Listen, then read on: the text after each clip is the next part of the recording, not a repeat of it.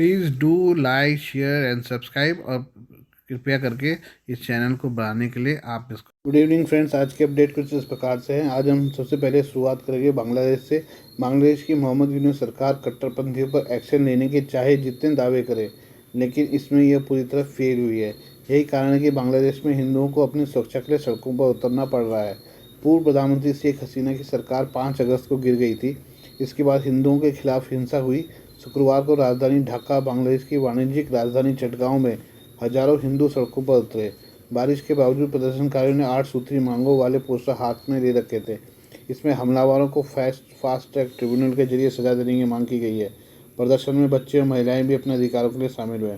प्रदर्शन से ठीक 2 दिन पहले मोहम्मद यूसुफ ने सरकारी टेलीविजन में कहा था कि किसी को भी धार्मिक सद्भाव को ठेस पहुंचाने की इजाज़त नहीं मिलनी चाहिए। चटगांव में हिंदुओं ने अल्पसंख्यक मामलों से निपटने के लिए एक अलग मंत्रालय की मांग की। अल्पसंख्यकों के लिए सीटें आरक्षित करने की मांग और छात्रों के विरोध प्रदर्शन के लीड करने वालों को उनके साथ बैठने को कहा। उन्हें कार्रवाई के लिए 15 दिनों का समय दिया गया। प्रदर्शनकारियों ने मुआवजा पुनर्वास की मांग करते हुए कहा कि जब तक उनकी डिमांड पूरी नहीं हो जाती तब तक वे वापसी नहीं करेंगे। बांग्लादेश में हिंदू जब अपने अधिकारों की आवाज़ उठाते हैं तो उन्हें तरह तरह के आरोपों का सामना करना पड़ता है। उन्हें जोर देकर कहा कि वे किसी एजेंट के रूप में काम नहीं कर रहे हैं। चटगांव में महिलाओं समेत प्रदर्शनकारी दोपहर 3 बजे जमाल खान क्षेत्र में इकट्ठा हुए।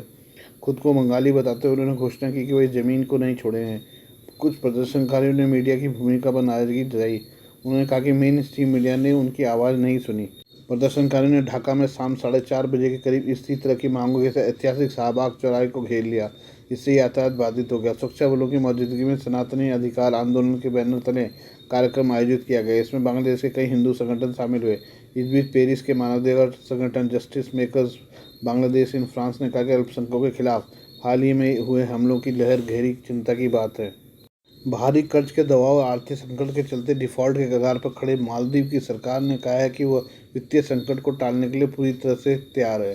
श्रीलंका दौरे पर पहुंचे मालदीव के विदेश मंत्री मूसा जमीन और वित्त मंत्री मोहम्मद शफीक ने कोलंबो में पत्रकारों से बात करते हुए संभावित डिफॉल्ट से इनकार किया।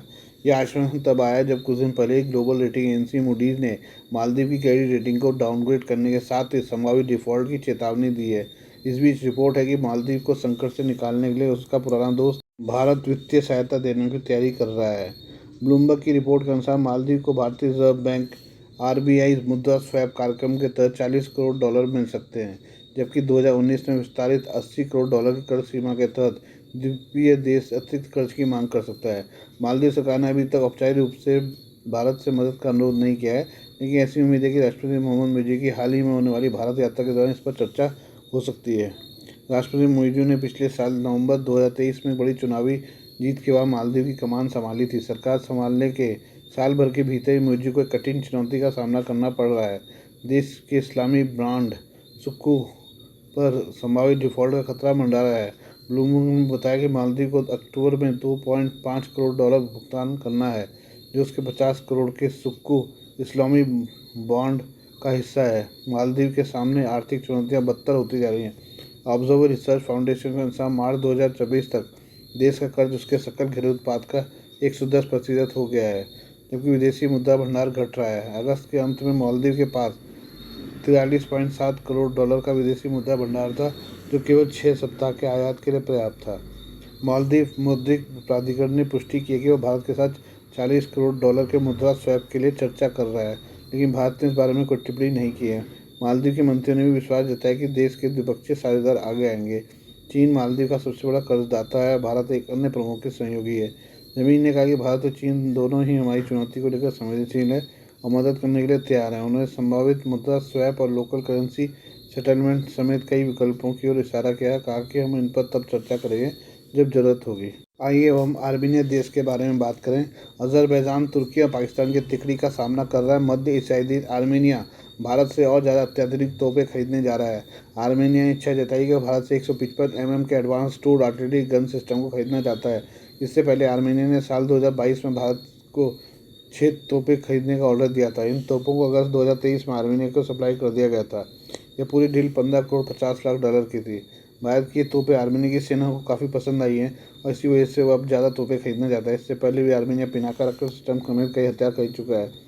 आईडीएसए के महानिदेशक सुजन चिनाई ने रूसी मीडिया वेबसाइट स्पुतनिक से बातचीत में कहा कि आर्मीनिया अब और ज़्यादा तोपों के लिए बातचीत कर रहा है। चिनाई ने कहा कि ये 155 mm की तोपें अत्याधुनिक तकनीक से लैस है, इन्हें कहीं भी तेज़ी से पहुँचाया जा सकता है।